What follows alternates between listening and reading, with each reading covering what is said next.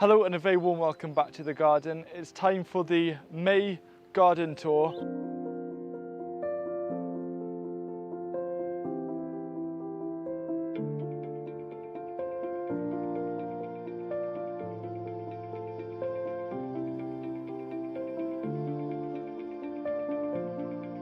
So we'll start at the first bed. We've got a lot of things happening here. We've got leeks that we transplanted and we're growing for the flowers. We've got a load of shallots.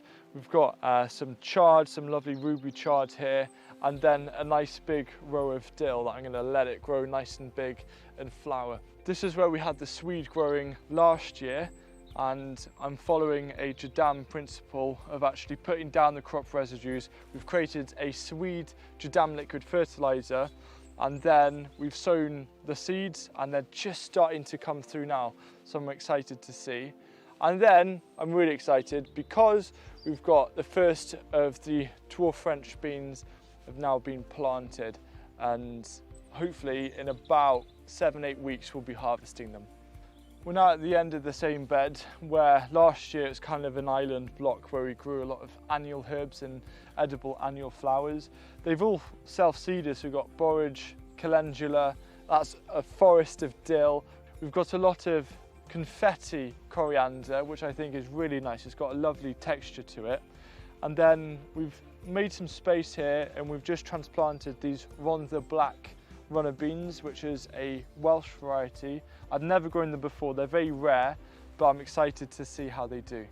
So this is the, I always mispronounce it, I think Asturian tree cabbage. Probably got that wrong again. We're just letting it flower. We're going to clear it just because it is a nice pocket and it's actually quite a nice valuable area of growing space. We've planted out next year's crop. We've got our main onion crop coming through. We've got over 100 onions in this small space. And then at the end, we've got Greek Gigante beans that we've planted. We've also interplanted them with some bush beans. And then I've also been trying to make the most of this cold frame with starting off extra seedlings. There's a bit of sporadic germination because we actually have quite a big vole problem here. We have done for a few years. So sometimes they find the seedlings and can cause a bit of carnage. One of my favourite things about May is all of the trellises suddenly turn green. They go from brown to green. So I've got loganberries and also hops behind me. There's more hops and roses and stuff in that corner. And I've also been making more A-frames, and this is a Trail of Tears climbing or pole beans that we've just put in yesterday, and then we're going to plant up the rest of the A-frame with, I believe, abundance climbing beans as well, but I'll just see how I feel. So here is going to be the first cauliflower of the year. It is Snowball, and it's looking nice and healthy. It's suddenly shot up in the last couple of days. However, one failed, so I've replaced it with another Asturian tree cabbage. So in this bed here, we've got all of the old kale that is obviously running to seed, but I just wanted to give a little tip. All of these little seed pods, they're actually really delicious. They almost remind me of mini French beans in a way. There's that kind of like beany, crispy flavour alongside a brassica. They're absolutely tiny, but Charlie and I are convinced that if we pan-fried this with some garlic and some butter, like everything tastes good with that. But honestly, I think this is a nice crop that we can enjoy. And also in front of me here is a load of garlic that I'm going to treat as green garlic, primarily. And then by the end of the next 2 weeks, most of this bed will be clear and ready for the next kale harvest, because we've got those little seedlings appearing right now. This is potentially the most random bed in the whole garden, but I quite like it. We've got some asparagus, it's just towards the end of it now. We've got a load of New Zealand spinach, we've got some of our spare broad beans put in, and then in the corner we've got a bunch of mint and chives and fennel, and there's just a lot of things going on, but it's kind of been swamped by this big perennial kale, which I actually think looks really, really nice. So most of this bed is clear because this is where we're going to be transplanting our squash, but at the top here we've got a row of Chinese kale Kailan. I will probably end up thinning it out. I'm a little bit seed happy when I sow directly sometimes, because I don't always have faith that everything will grow, most of the time more than enough grows. And then in the front here, just transplanted a load of Rondo fennel. Fennel is probably in my top 3 of favourite crops that I grow, and it's nice to start seeing the next generation coming up. These tiny, almost grass-like plants are a new crop to me. They're Chinese garlic chive, and I'm excited to see how they do. They're apparently a perennial, so if they grow well, they're more than welcome to stay here as long as they're tasty. And then in the bed behind me, we've planted out some Vespa field beans. They're a culinary type of field bean. We've also got some sweet peas growing, and then towards the end of the bed, sometimes I feel that that corner of the garden is there's just too much green. It's mainly because there's loads of gooseberries as well, so there's nothing to add a bit of colour. So we've actually put up a load of self-sown foxgloves to allow them to flower at the end of the bed and bring a nice punch of colour. So this bed, we've got a load of Oregon sugar snap peas really starting to come into their own, but I'm going to tie them now to this A-frame. And in the front here, we've got some calendula and then a bunch of coriander to grow for the green coriander seeds, which is easily my favourite part of coriander. And then behind it, mammoth dill, because I love dill and a local restaurant wants a bunch of dill to turn into a dill oil. So hopefully that'll be a successful crop. Now, towards the top part of the bed, we've got some shallots. The closest row is basically all of the old shallots. I'm not expecting them to do anything in particular. They're not looking too good, but they might pull through. And then at the top, we've got some more onions, which do need a little bit of a weed, or if you've seen my latest video, they need to be nutrient harvested. Another new crop that I'm growing for the first time is Mangelwurzel or mangle beet. And I'm an ambassador for Gardena this year, and I'm just using actually one of my new favourite tools. It's their hoe, and it's super nice and agile, and it's perfect for getting around all of these little seedlings. So I'm having a lot of fun with this. And then between the Mangelwurzel, I just decided to direct sow some mixed salads, and then I'm just going to start clearing around this nice block here of field beans. I think field beans are really underrated. They're basically a dwarf version of a fava bean, and they're really tasty. And yes, this is just a normal green manure field bean, but I can't wait to try the taste of this versus the Vespa field bean that I mentioned a little earlier. The solar tunnel is the same old solar tunnel, but now with a nice leafy grapevine and a lot of little grapes starting to appear. And it's just, as usual, all systems go with the seed sowing and constantly churning out more and more plants. If you haven't yet gathered, I adore peas. We've got a load of Kelvedon Wonder coming through. They were hit really hard with some of the really cold frosts in April, but they're pulling through. A lot of pods are developing. Oh, can't wait to harvest a lot of peas from this. Probably the biggest issue right now in the garden, except for the normal voles, is this rust of this garlic. You saw the other garlic earlier, and that's absolutely fine, rust free. This though has been hit bad by rust, and I've heard that it's happened for quite a few people as well.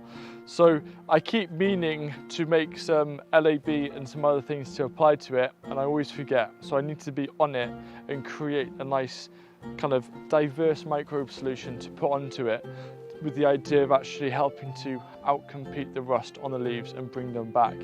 Now, more often than not, I've always found that plants seem to pull through on rust, especially with leeks. I'll usually get it towards the end of the summer, and then it all disappears coming into winter. So fingers crossed for the same outcome here. But on a positive note, I have got garlic scapes, and I can still use this as green garlic or even wet garlic now, just if I pull off some of the leaves.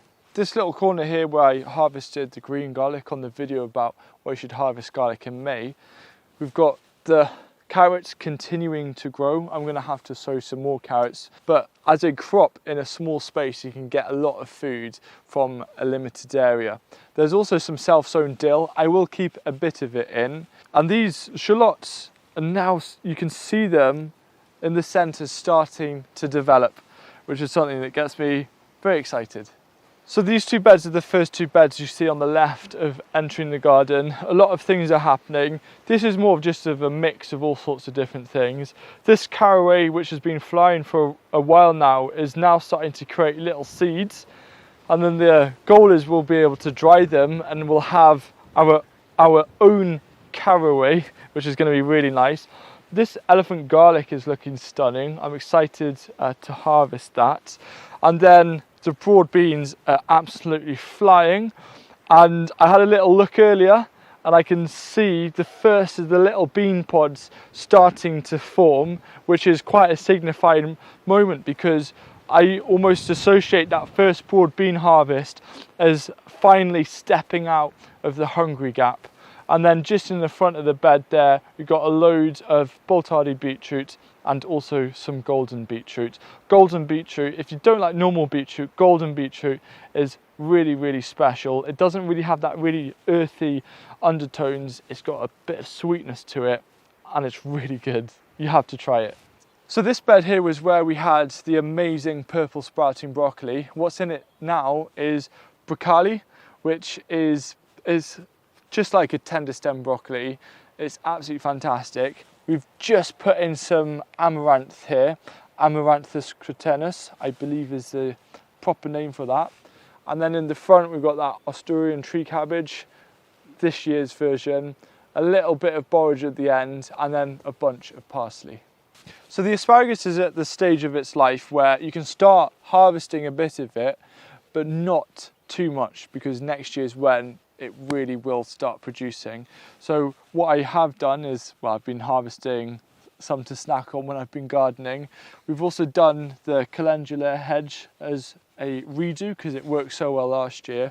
And I keep hearing about strawberries being a really good companion plant for asparagus. So I think I'm actually going to bring in some strawberry plants to companion plant as an underlayer on this bed and make the most of it a little bit more, because I do see this bed have a bit of wasted space. The calendula is lovely, but if we could get some strawberries in here, that would be a nice thing. So these rat's tail raddish are getting a little bit crazy. I'm going to have to create some kind of structure because they're starting to encroach as they're flopping over onto the brassica seed bed. Within here we've got 15 different varieties of kale. I'm not a massive kale person myself, and you'll be thinking, why am I growing this amount? Well, part of it is to go to our other growing site because we're going to do a trial on trialing all 15 varieties to see if I can confidently say that I've got an absolute favourite kale, and then I'll just grow that, because then sometimes I do waste a bit of space in the garden to kale. It's a nice idea, but you can see all of these flowers that are happening right now in the garden. Almost all of them are kale that I never really got around to eating. So that's a bit of a personal mission for me. So the strawberry bed in front of me is doing okay. I have limited strawberry plants because I actually took it all out and we took most of them to the new growing site. And so I was like, oh no, I need to try and spread them out. In hindsight, I should have just planted the same quantity of strawberries to use up half the bed and grow something else. But that's part of gardening. What I do really like though is this corner where there's always, it feels really wild. We've got this mint where every time you walk past you get hit with this lovely fragrance. And we've got these chive flowers coming through and all sorts of things. I mean, look at this comfrey is going nuts. I never planted it there, it just happened. It's now probably going to be there forever, but I keep cutting it down and creating different plant feeds from it. But right now I'm letting it flower for the bumblebees.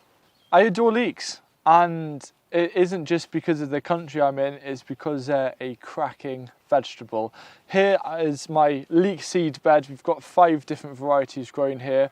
I'm trying out a couple of different varieties that I haven't grown before. One of them is Hillary, which is more of a late summer, autumn leek. There's something so nice about actually quite small leeks that you can grow much closer together, and then you harvest them a little bit prematurely and then grill them on a fire and they taste so good.